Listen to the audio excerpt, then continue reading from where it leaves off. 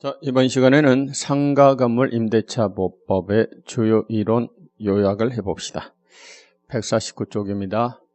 상가건물 임대차 보법은 주임법을 거의 그대로 베껴서 만들었기 때문에 주임법과 거의 유사하다 이렇게 보시면 됩니다. 따라서 시험에는 뭐가 나올까요? 주임법과 차이점, 특징점, 다른 점, 그리고 상가건물만의 고유한 내용, 요런 게 주로 시험에 나올 겁니다. 자, 상가건물 임대차 보법은 말 그대로 상가건물의 임대차를 보호하기 위한 법입니다.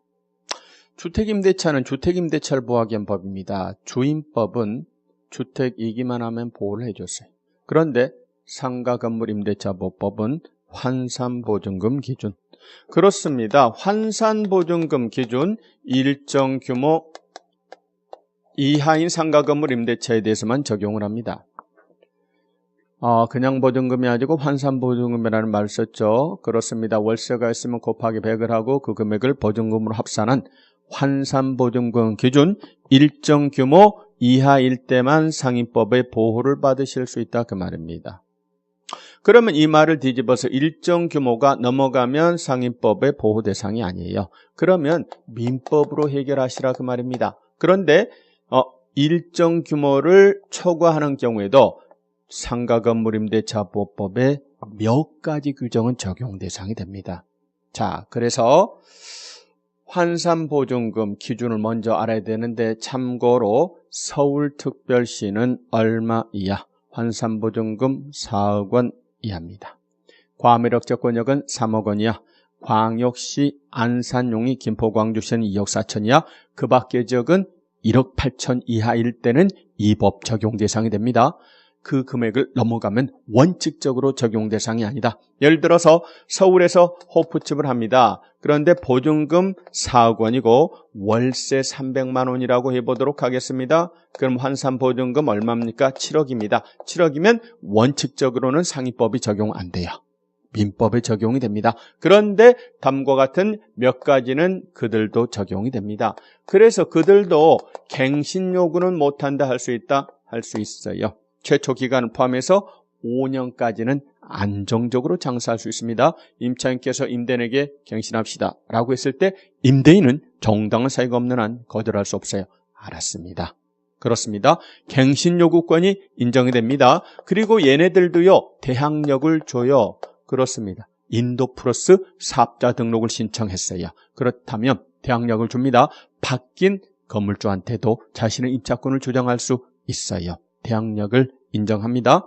자, 그러시고 권리금 보호 규정은 그들도 적용 대상이 됩니다. 그리고 본래 민법의 임대차에서는 이익에 달하도록 차임을 연차하면 해지할 수 있어요. 그런데 우리 법에서는 상가건물 임대차에 대해서 3기에 달해야 비로소 임대차 계약을 해지할 수 있도록 해서 상가 임차인을 좀 두텁게 보호하고 있습니다. 그 규정은 이들도 적용 대상이 됩니다. 다만 갱신 요구권은 인정이 되되 원래 갱신 요구는 갱신 요구했을 때 임대인께서는 알았어 갱신해 줄게. 그런데 좀 올려도 할 수 있어요. 이때 100분의 9까지 올려달라고 할 수 있습니다. 그 금액을 넘게는 안 돼요. 그런데 그 규정이 이들에게는 적용되지 않아요. 따라서 지금 환산보증금 7억 원짜리 임대차입니다. 이때 임대인께서는요 100분의 9를 넘어서 올려달라고 요구할 수 있다라는 단점이 있어요. 그렇습니다. 주임법과 차이점, 상임법은 법인도 적용 대상 아니다, 이다, 입니다. 또 상임법은 사업자 등록이 가능해야 돼요. 임차인의 사업자 등록이 낼 수 있어야 법의 보호를 받습니다. 영업용 상가건물 임대차에 대해서 적용을 하는 겁니다.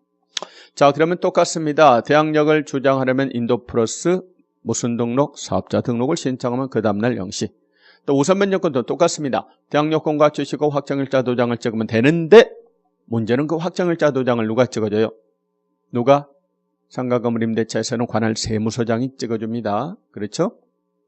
그러면 우선변경권 인정이 됩니다. 인도플러스 사업자 등록입니다. 근데 사업자 등록이 우리 주택임대차에서는요, 주민등록 전 신고하고 똑같아요. 자, 따라서 전출했다 다시 들어오면 소급해서 주장할 수 없는 것처럼 폐업을 했다가 다시 사업자를 냈어요. 마찬가지 소급하지 않습니다. 다시 갖춘 때서부터 발생하는 겁니다. 사업자 등록이 거의 주민등록과 똑같은 역할을 한다. 그렇게 보시면 될 겁니다. 자, 그렇습니다. 그러면 최우선 변제권도 똑같아요. 최우선 변제권도 똑같습니다. 다만 주택임대차는 소액임차 여부를 따질 때 보증금만 갖고 따졌다. 그런데 상가건물임대차는 그냥 보증금이다. 환산보증금으로 따진다. 환산보증금으로 소액임차 여부를 판단한다는 점 주의하셔야 됩니다. 마찬가지 2분의 1 범위 안에서만 최우선 변제가 인정이 됩니다. 갱신요구권이라는 게 상가건물임대차만 있는 독특한 내용이죠. 갱신합시다. 제초기간을 포함해서 몇 년까지? 5년까지는 갱신합시다 할 수 있어요. 그렇죠? 최초기간 포함해서 5년까지입니다. 이때 갱신요구에 대해서 임대인은 정당한 사유가 없는 한 거절할 수 없어요. yes, 갱신요구에 대해서 응해야 한다 그 말입니다. 그런데 대신 보증금도 뭘로도 할 수 있어요. 100분의 9까지는 올려달라고 할 수 있습니다. 그런데 아까 말씀드린 것처럼 환산보증금이 일정 규모를 초과할 때는 이 100분의 9의 제한을 받는다, 받지 않는다? 받지 않습니다. 그런데 정당한 사유가 있으면 갱신요구를 거절할 수도 있습니다. 네 의무를 제대로 이행하지 아니한 자에 대해서는 거절할 수 있는 거예요. 몇 기에 달하도록 차임을 연체했다. 3기에 달하도록 연체한 사실이 있다. 싫어. 거절할 수 있습니다. 임차인이 부정한 방법으로 임차를 했어. 멋대로 전대했어. 고의 중과실로 파손했어. 멸실돼서 임대차 목적을 달성할 수 없게 됐어. 상당한 보상을 제공했어. 점유 회복이 필요합니다. 재건축 등으로 이때는 갱신 요구를 거절할 수 있습니다. 그렇죠? 그리고 새로 생긴 게 하나 있지요. 권리금 규정이 새로 생겼죠. 권리금 규정이 새로 생겼습니다. 상가 임차인이 권리금을 회수해야 되는데 이 과실을 임대인이 뺏어먹는 경우가 많아요. 임차인을 보호할 필요가 있다. 권리금 보호 규정이 새로 신설이 됐습니다. 권리금이라고 하는 건 뭡니까? 이미 알고 있는 것처럼 영업시설 비품, 거래처 신용 영업상의 노하우 또는 영업상의 이점 같은 유형, 무형의 재산적 가치를 양도 또는 이용의 대가로서 지급되는 금전을 말합니다. 자, 권리금 계약을 체결합니다. 권리금 계약은 누구하고 누가 체결합니까? 신규 임차인 되는 자가 임차인에게 권리금을 지급하기로 하는 계약을 말하겠죠. 지금 갑이라고 하는 자가 임대인입니다. A하고 임대차 계약을 체결했습니다. 기존의 임차인입니다. 자, 그런데 계약 기간이 다 끝나고 5년간 장사 다 하고 A가 나갈랍니다. 이때요, 지금 A씨는 옛날에 들어올 때 권리금 1억 주고 들어왔어요. 그러면 1억 받아서 나가야 됩니다. 새로 지금 임차를 하려는 자가 B예요. 이 사람한테 권리금을 받아서 나갑니다. 임대차 계약은 임대인 갑하고 새로 임차인 되려는 B하고 체결되겠죠. 임대차 계약은 갑과 B 사이에, 권리금 계약은 A하고 B 사이에 체결이 됩니다.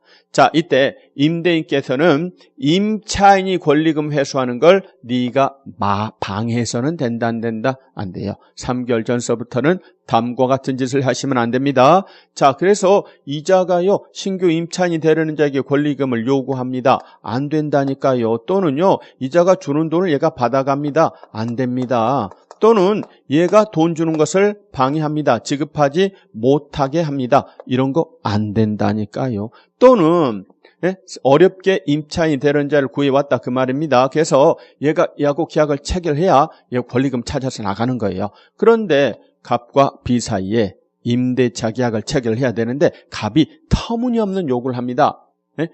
기존의 보증금과 차임보다 훨씬 비싼 현저히 고액의 보증금과 차임을 요구하면 당연히 B는 얘하고 임대차 계약을 체결하지 않죠. 그럼 결국 A는요, 이 임차인 못 되니까 권리금을 회수할 수 없어요.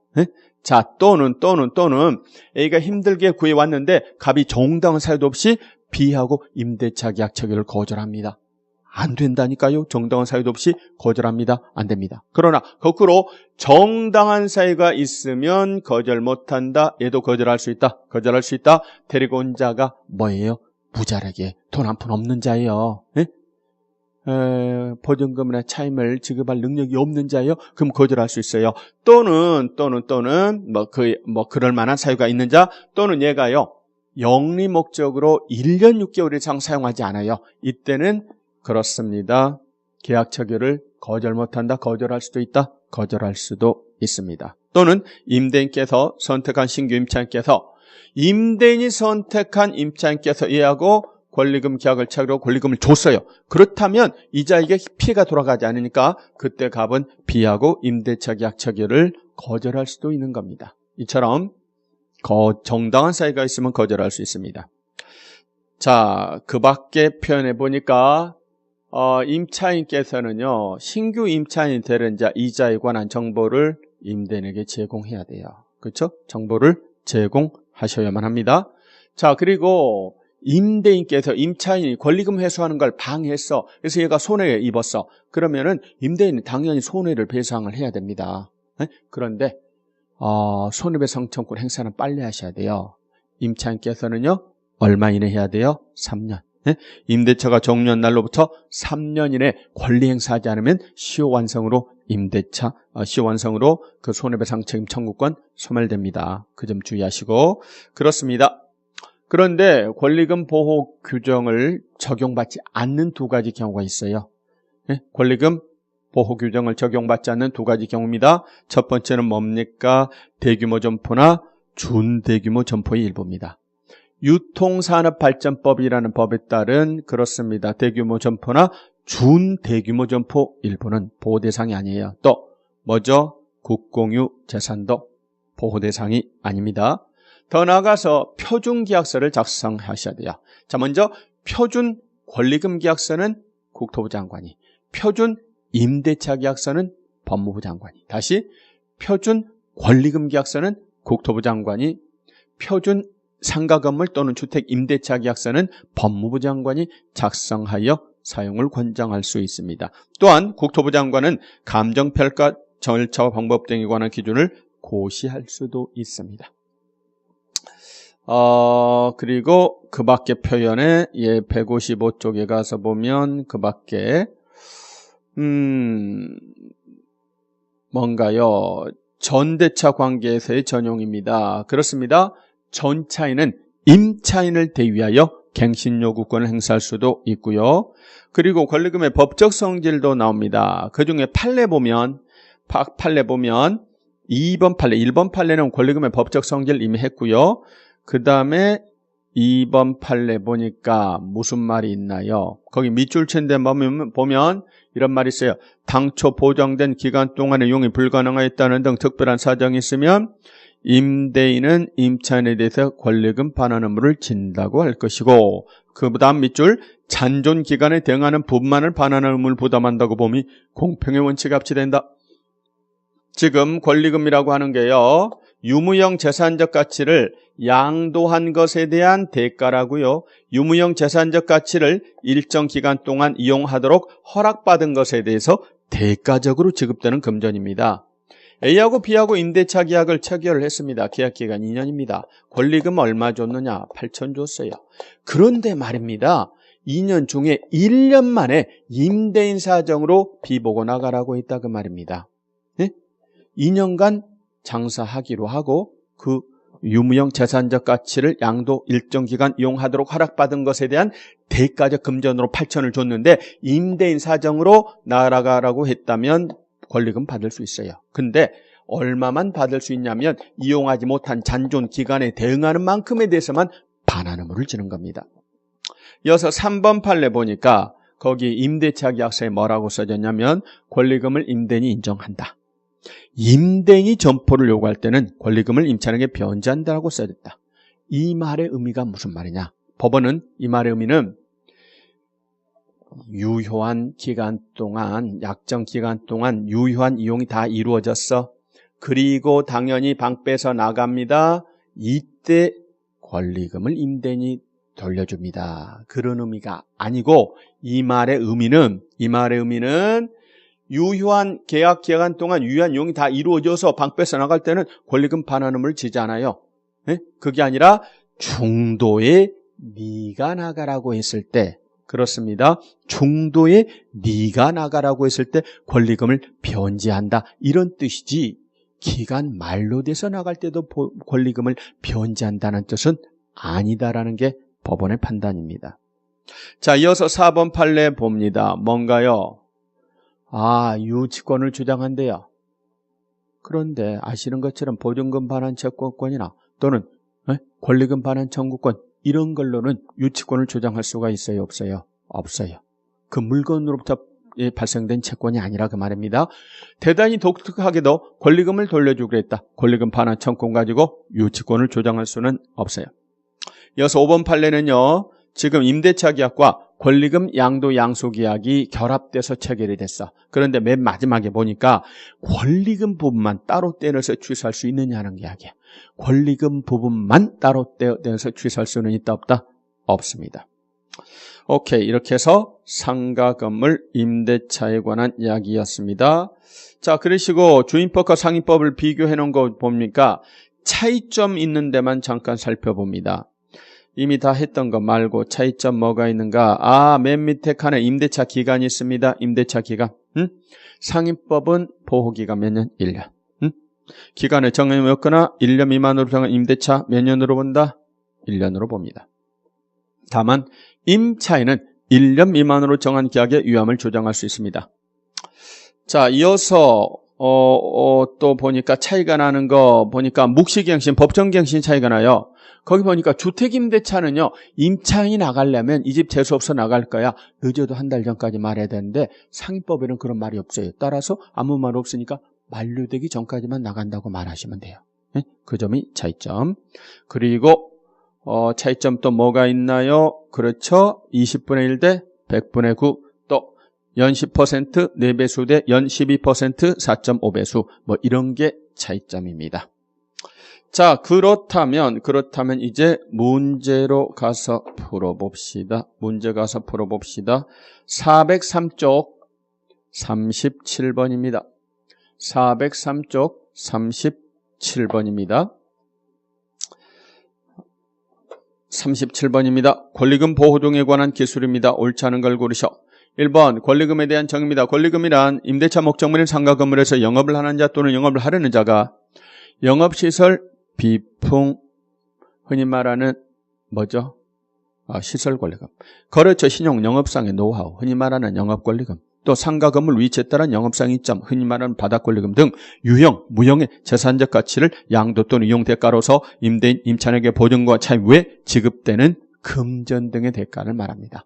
그 조문을 그대로 옮겨놨습니다. 맞습니다. 2번 임대인께서는요. 신규 임차인이 되려는 자에게 네가 뭔데 그자한테 권리금을 요구하면 안 돼. 또는 임차인 유치하는 신규 임차인이 되는 자로부터 네가 권리금을 수수하는 행위 요구해도 안 되고 수수하는 것도 안 됩니다. 좋아요. 3번 임대인아 너는 신규 임차인이 되는 자로 하여금 그자가 기존의 임차인에게 권리금 지급하려는 것을 네가 못하게 방해하시면 된다 안 된다? 안 됩니다. 당연하죠.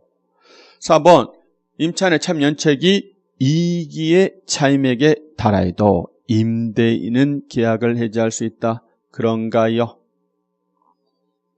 몇 기요? 2기다 3기다. 상가 임차인을 좀 두텁게 보호할 필요가 있다. 2기는 너무 훅 하면 2기 돼버린다. 3기에 달해야 비로소 해지할 수 있습니다. 4번 X. 5번입니다. 뭐죠? 대규모 점포입니다. 준대규모 점포 일부입니다. 이때는 권리금 보호 규정을 적용한다 안 한다? 안 합니다. 그렇습니다. 좋아요. 자, 이번에는 39번입니다. 역시 똑같은 요령으로 홀수. 여러분은 짝수. 39번입니다. 39번입니다. 틀린 것을 고르세요. 38번은 권리금 문제 꼭 풀어보시고요. 39번 틀린 걸 고르세요. 1번 상가 건물을 임차하고 사업자 등록을 마친 사업자가 임대차 건물 등의 전대차 등으로 당해 사업을 개시하거나 개시하지 않거나 사실상 폐업을 했습니다. 개시하지 않거나 사실상 폐업을 했어요. 그렇다면 인더플러스 사업자 등록 갖췄으나 그 사업자 등록은 적법한 사업자 등록이라고 볼 수 없어요. 네? 실제로 폐업을 했거나 업무를 개시하지 않아요. 그러면 적법한 사업자 등록이라고 볼 수 없다는 게 판례입니다. 좋아요. 2번 사업자 등록 마치 임차인께서 폐업 신고했다가 다시 같은 상호 및 등록번호 다시 사업자 등록했어요. 대항력과 우선변 요건은 그대로 존속한다. 그대로 존속한다. 소멸했다. 다시 갖춘 때서부터 발생하는 거지 소급하에 존속하는 건 아닙니다. 그대로 존속하지 않습니다. X. 틀린 거 몇 번? 2번. 3번. 상가 건물 임차인이 인도와 사업자 등록을 신청합니다. 인도 플러스 사업자 등록 신청. 그 다음날 구체적으로는 0시서부터 대항력 생깁니다. 좋아요. 4번. 몇 기에 달하도록 연찬 사실이 있다? 3기. 의무를 제대로 이행하지 아니한 자에 대해서는 그자의 갱신 요구에 대해서 내가 알았어 응해줘야 된다. 거절할 수 있다. 거절할 수 있어요. 3기에 달하도록 연찬 사실이 있으면 거절할 수 있습니다. 좋아요. 5번입니다. 상가 건물 임차인이 건물 경매 등기 전에 대항력권을 이미 갖췄어요. 대항력권 이미 갖췄어요. 그렇다면 보증금 중 일정액은 담보물권자보다 우선에 변제받을 수 있다. 최우선 변제권 인정이 됩니다. 그렇죠? 그렇습니다. 40번은 뭐죠?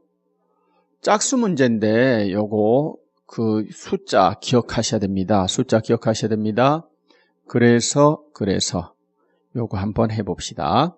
짝수 문제지만 우리 시험에 나온 적이 있는 패턴의 문제입니다. 개공 갑의 중재로 2015년 4월 8일 상가 건물 임대차 계약을 체결한 임차인 중에서 지금 2015년 4월 8일이라고 하는데 이거 문제를 좀 바꿔봅시다. 현재 기준으로, 왜냐하면 시험 문제 나온다면 최근 기준이 될 거예요. 최근 기준으로 그냥 날짜를 바꿔서 현재는 얼마 이하나요? 2014년 1월 1일 이후에 서울시사업 과밀억적 권역 얼마? 3억. 그리고 2억 4천? 1억 8천?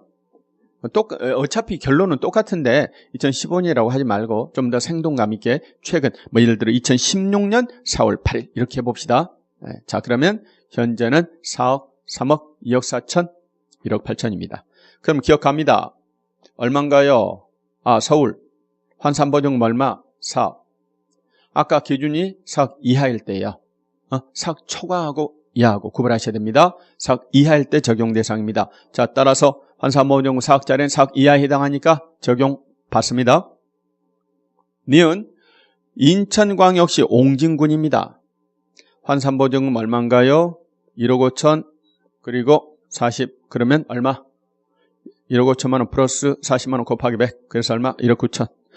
근데 아까 광역시 안에 옹진군 군 지역은 어디 기준을 적용한다? 군 지역은 어디 기준을 적용해요? 그렇죠. 광역시 안에 군 지역은 광역시 기준을 적용하는 게 아닙니다. 기타적. 기타적은 1억 8천.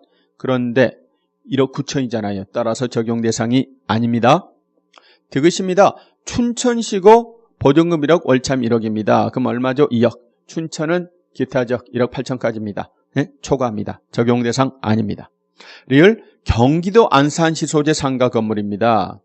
안산용이 김포 광주시는 아까 얼마요? 2억 4천. 얼마인가요? 2억 2천. 따라서 보호 대상이 됩니다.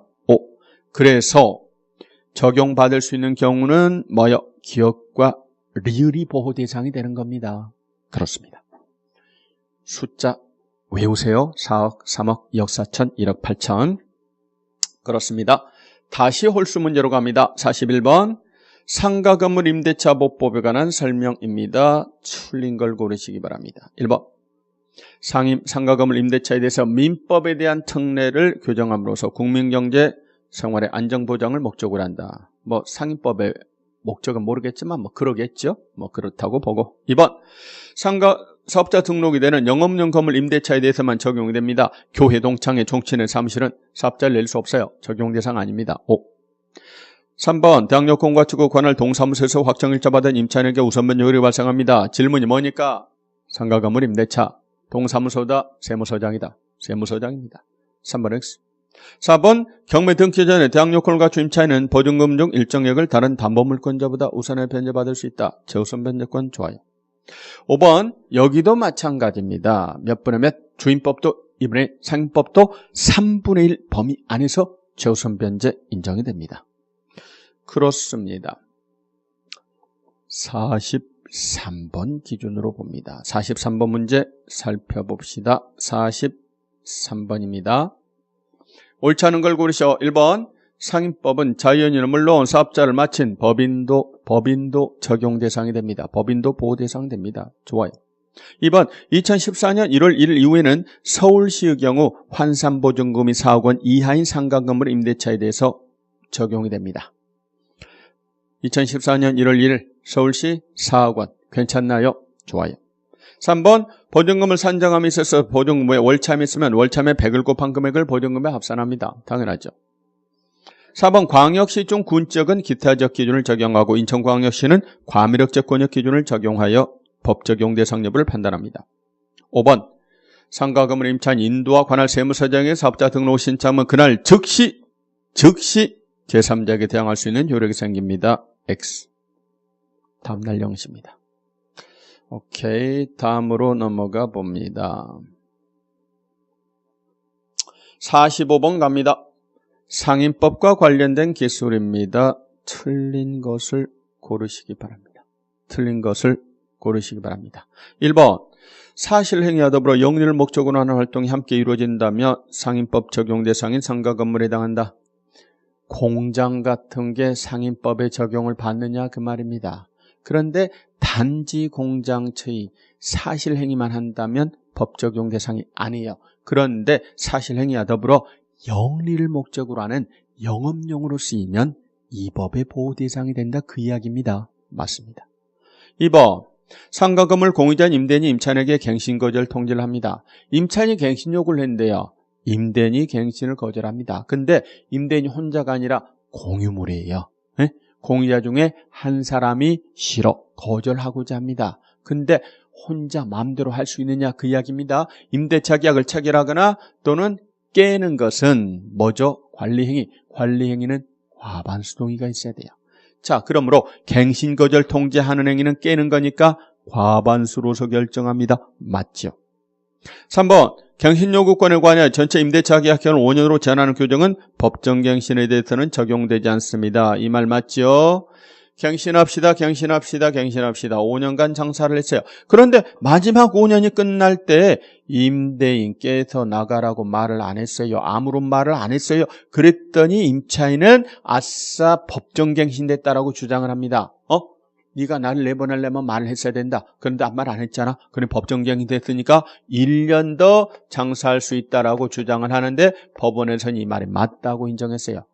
무조건 5년까지만 장사한다는 뜻이 아니다. 그거하고 법정갱신은 별개다. 따라서 그 5년으로 제한하는 규정은 법정갱신에 대해서는 적용하지 않습니다. 맞습니다. 4번 임대인의 지위가 양수인에게 승계가 됐습니다. 이때 이미 발생한 연체차 임차권은 따로 채권양도 요건을 갖추지 않는 한 승계되지 않습니다. 건물주가 바뀌었어요. 근데 몇 번 연체를 했어요. 이때 연체 참채권이 당연 승계가 되느냐? 법원에서는 뭐라고 했다? 이미 발생한 연체 참채권은 따로 채권양도 요건을 갖추지 않는 한 당연 이자에게 승계가 되는 것은 아니다. 이렇게 판단하고 있어요. 맞는 말입니다. 5번입니다. 임차인이 주선한 신규 임차인이 되는 자가 보증금 또는 지금을 차입할 자력이 없어요. 돈이 없는 자를 데리고 왔어요. 그렇다면 임대인은 그 자하고 임대차 계약 체결을 해야 된다. 거절할 수 있다. 거절할 수 없다. 있다죠. 그렇습니다. 47번으로 갑니다. 상인법에 적용을 받는 상가건물 임대차를 중개하면서 설명한 내용입니다. 옳은 걸 고르세요. 1번 상가건물 임대차 등기를 했다는 그 다음날서부터 제3자에 대해서 효력이 생깁니다. 옳은 것 고르세요. 그러니까 거짓말이 드글드글합니다. 어디가 거짓말인가 확인합니다. 1번은 말장난을 해놨습니다.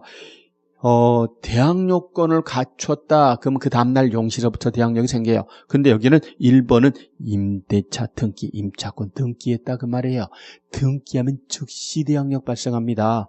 등기했어요. 즉시 발생해요. 다음날부터 X입니다.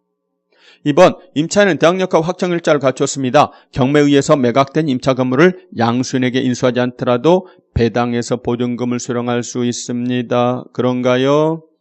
그 양반이 지금요 우선 변제권을 갖췄고 배당 요구도 했고 배당을 받습니다. 그런데 어떻게? 법원에서 배당금 받으려면 방 안 뺀다, 방 빼야 된다, 방 빼야만 합니다. 그래서 임차인이요 자기 보증금을 배당금으로 수령하려면 낙찰자 즉 매수인의 명도 확인서가 있어야 돼요. 인도하지 않더라도 보증금을 수령할 수 있다. X입니다. 넘겨줘야 보증금 받을 수 있습니다. 3번 임대차 계약 기간을 유월로 정했습니다. 임차인입니다. 임대 말고 임차인은 1년 미만으로 정한 계약의 유효함을 주장할 수 있죠? 그렇습니다. X. 4번입니다. 임대차가 묵시갱신됐습니다. 존속기한은 임대인이 그 사실을 안때로부터 1년으로 봅니다. 그게 아니라 법정갱신이 됐으면 그 기한이 말로 된 때부터 1년이지 뭘 안때부터 1년입니까?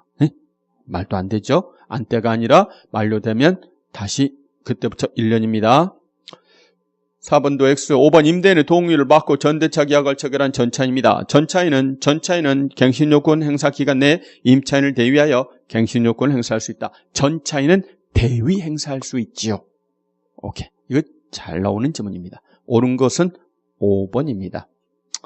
자, 이렇게 해서 상가 건물 임대차를 해봤습니다. 그러면 이제 나머지는 지금 보니까 실명법이 있네요. 좀 쉬었다 실명법 경매공매 하겠습니다.